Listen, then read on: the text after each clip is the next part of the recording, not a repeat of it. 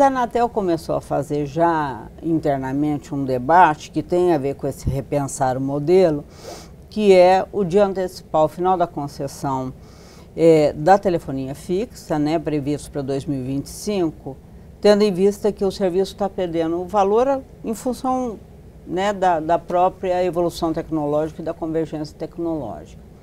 Especificamente, o conselheiro Jarbas Valente apresentou uma proposta, que é pessoal dele, ainda não é do conjunto da agência, porque está em debate, mas que ele está propondo a criação de um novo serviço, que seria um serviço convergente, um guarda-chuva que abrigaria todos os serviços. A empresa teria uma única licença e esse serviço estaria vinculado a metas, né, enfim, teriam metas a serem cumpridas pelas empresas e renováveis a cada 5 anos, independente do serviço.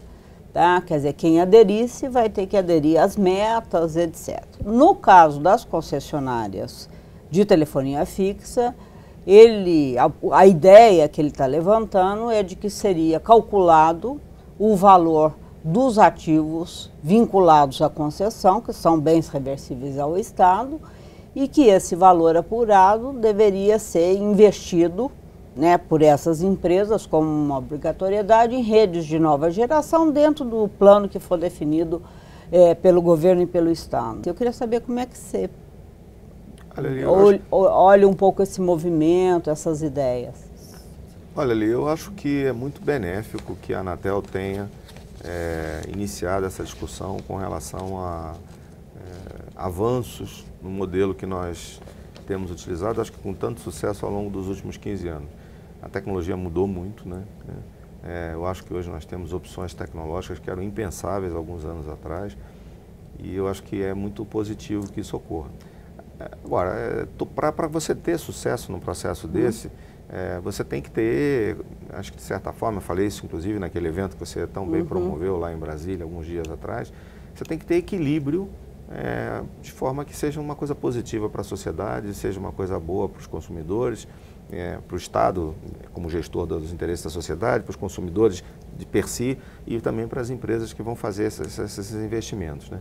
E eu acho que uma das grandes virtudes que talvez a gente tenha tido naquele modelo é que a gente teve uma visão integrada, né? E eu acho que a gente precisa manter essa visão integrada. Às vezes a gente fala muito em questão de obrigatoriedade, e eu acho que não é necessariamente esse o drive que nós temos que utilizar.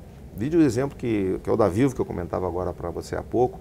Nós não tínhamos nenhuma obrigatoriedade de chegar a 2.750 municípios com terceira geração. Fizemos isso como uma aposta empresarial, né? E eu acho que talvez a gente tem que pensar muito na questão do incentivo. E eu acho que também, nesse ponto, o governo brasileiro tem dado passos importantes, né? Incentivo à construção de novas redes com desonerações, incentivo para que você tenha a produção local de alguns equipamentos que podem ter, pela redução de impostos, uma colocação melhor no mercado brasileiro.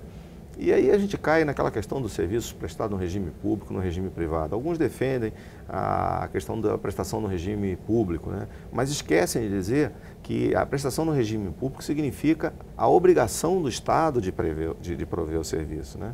Parece que eles só não falam sobre isso, mas é isso que significa no texto legal o serviço prestado no regime público.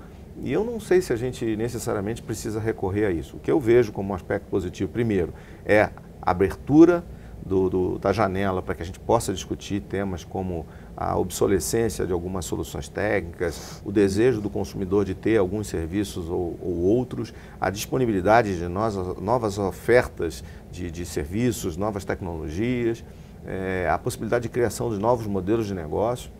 E isso dentro de um contexto onde o que a gente deseja é que o consumidor brasileiro seja beneficiado. E nem sempre, na minha opinião, o caminho da obrigatoriedade é o caminho mais adequado. Tá? Eu acho que sim, que a gente precisa incentivar. Essa é uma questão muito ampla. Né? Então, eu acho sim que existe uma questão importante para ser tratada de forma ampla. Agora, existem questões menores que podem ser objeto de alguns avanços, independentemente dessa grande questão. De uma discussão do marco maior, regulatório. Tá? Vou dar um exemplo aqui trivial. Telefonia pública. Telefonia pública no Brasil, e de novo, senhores e senhoras, eu me sinto responsável por parte disso, nós definimos uma tecnologia para uso nos telefones públicos no Brasil, que é a telefonia, a tecnologia do cartão indutivo.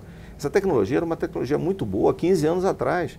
Hoje não tem muito sentido que a gente continue com o mesmo sistema de distribuição de 15 anos atrás. O mundo mudou. Hoje, se você pega uma empresa de telefonia celular, que ela tem uma base imensa de usuários pré-pagos, a gente não tem mais essa distribuição física. A gente pode comprar créditos através de casas lotéricas, a gente pode comprar créditos através da internet, a gente pode comprar de diversas maneiras.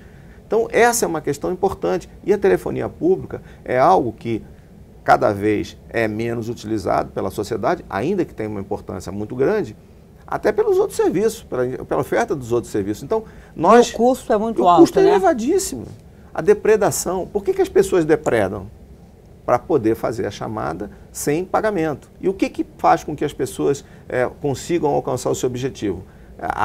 O fato de que, por alguma razão, o telefone fica com a leitora fora de serviço. E a leitora é a que faz a interface entre o cartão físico e a rede. Então tem uma série de coisas que, independentemente de uma discussão mais ampla, eu acho que fica tranquilamente estudável. Eu não estou dizendo que a gente tem que ir pelo caminho A ou B, mas a gente não pode também se furtar de ver a realidade. Eu acho que a gente tem que passar para uma outra fase, onde essas questões, e não estou fazendo cavalo de batalha da telefonia pública, não estou só dando um exemplo. Tá? Hoje no Brasil, uma empresa como a Telefônica Brasil tem 200 mil telefones públicos aqui no estado de São Paulo. 200 mil. E qual que é o índice de vandalismo? É altíssimo. Em média, a gente troca um telefone público a cada 4 meses. Entendeu? Quer dizer, é altíssimo. Então, e veja, não estou querendo usar a solução A ou B, eu estou dizendo o seguinte, tem uma grande questão... Tem que ser repensado. E tem algumas questões menores que independem desse repensar. Do grande debate. Do grande debate. Tá bom, muito obrigada, Valente. Eu que agradeço a todos.